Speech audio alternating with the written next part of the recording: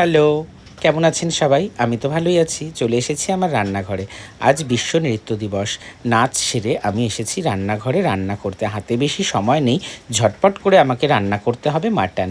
তাই সবার প্রথমে কড়াই গরম করে নিয়েছি। কড়াই গরম করে সরষের তেল দিয়েছি।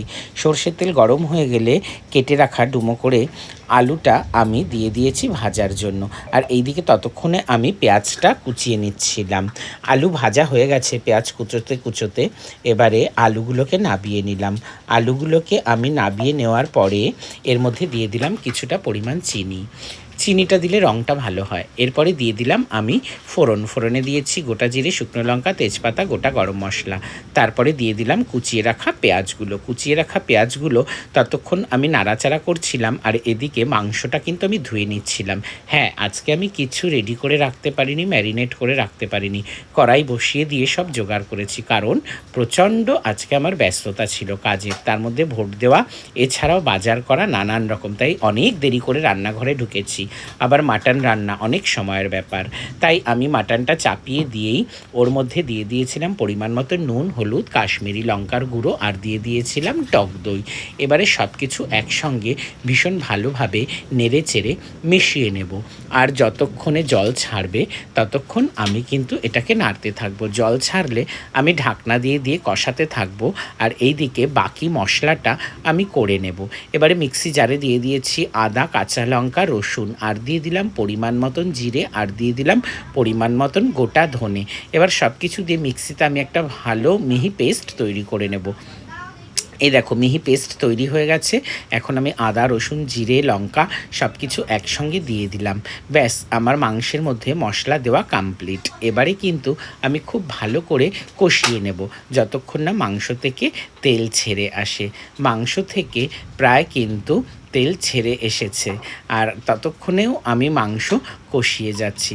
আর এদিকে মধুমিতা রান্নাঘরে এসেছে। মধুমিতা কিন্তু তখনও জানে না যে আজকে আমি মাটন রান্না করব। তাই ও রান্নাঘরে এসেছে মাটনের গন্ধ পেয়ে, কারণ ও আমাদের দোতলার ঘরে ছিল, সেখানে বসে নানান রকম কাজ করছিল।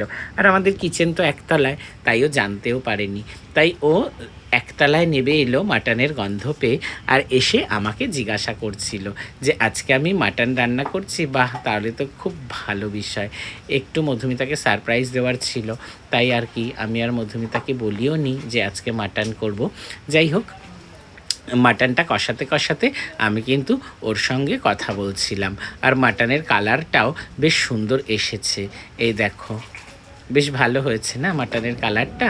যাই হোক, মাটনটা কষাতে কষাতে তারপরে যখন মটনটা কষানো হয়ে এলো, যখন এর থেকে বেশ ভালো মতন তেল ছেড়ে দিল, তখন আমি এর মধ্যে অ্যাড করে দিলাম গরম জল। এবারে গরম জল অ্যাড করে দিয়ে আমি কিন্তু এটাকে দেব কুকারে, কারণ মাটন কুকারে না দিলে অনেকটা গ্যাস পোড়ার ব্যাপার আছে। আর এখন তো গ্যাসের খুবই ক্রাইসিস, তাই কি আর করা যাবে। তাই আমি এর মধ্যে জল দিয়ে দিলাম। কড়াইয়ের মধ্যে জল দিয়ে আমি ঝোলের পরিমাণটা একটু বুঝে নিলাম, ব্যাস। তারপরে ঝোলটা একটু ফুটতে ফুটতেই আমি ওটাকে ট্রান্সফার করে দিলাম প্রেশার কুকারে সিটি দিলাম। প্রেশার কুকারে 4টে সিটি দিয়েছি। 4টে সিটি দেওয়ার পরে আমি ঢাকনা খুলে সিটিটাকে বসিয়ে নিয়েছিলাম। তার মধ্যে ভেজে রাখা আলুর টুকরোগুলো দিয়ে দিলাম। মাটনের মধ্যে এরকম বড় বড় ধামসা আলু কি ভালো লাগে না? আলু আর ঝোল দিয়েই ভাত খাওয়া হয়ে যায়।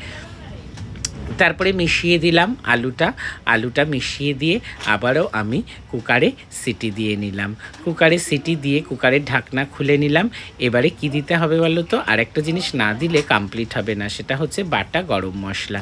এবারে হাতে বেটে রাখা গরম মশলা আমি এর মধ্যে ঢেলে দিলাম। ঢেলে মিশিয়ে নিলাম। মিশিয়ে নিয়ে তারপরে ভাতের পাতে বাটিতে তুলে নিয়ে এসেছি মাটন। দেখো, আজকে মাটন রান্নাটা তোমাদের দেখে কেমন লাগলো তোমরা কিন্তু কমেন্টস করে অবশ্যই জানাবে। তোমাদের কাছ থেকে সবসময় অনেক ভালোবাসা পাই বলেই তো প্রত্যেক মুহূর্তে তোমাদের কাছে আবার চলে আসি নতুন নতুন ভিডিও নিয়ে। ভালো থেকো তোমরা, টাটা।